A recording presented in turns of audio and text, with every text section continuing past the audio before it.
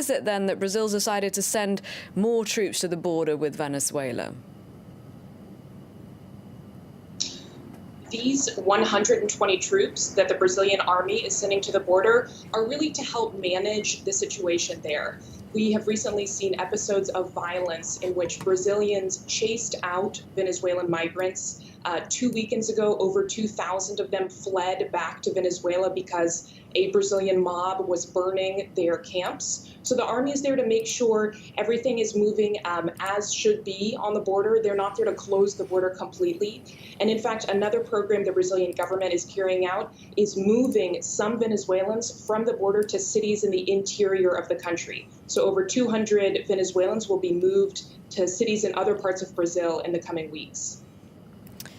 So, Catherine, as you mentioned, we've seen violence then on the border, but how does the general population in Brazil feel about taking in Venezuelan migrants, and just how many are we talking about?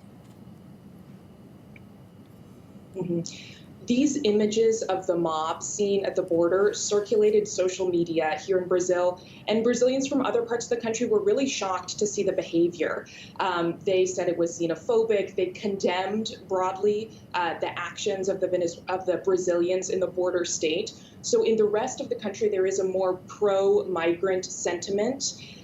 We're talking about a few thousand Venezuelans who have crossed over, so in the neighborhood of around 3,000 to 6,000. And it's far fewer than Venezuelans have moved to other countries in the region, but it's still significant.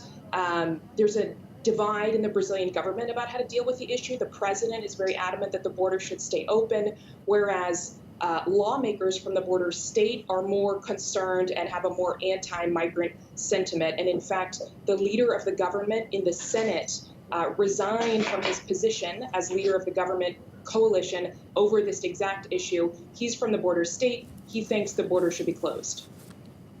All right. Thank you very much indeed for that update from Rio de Janeiro.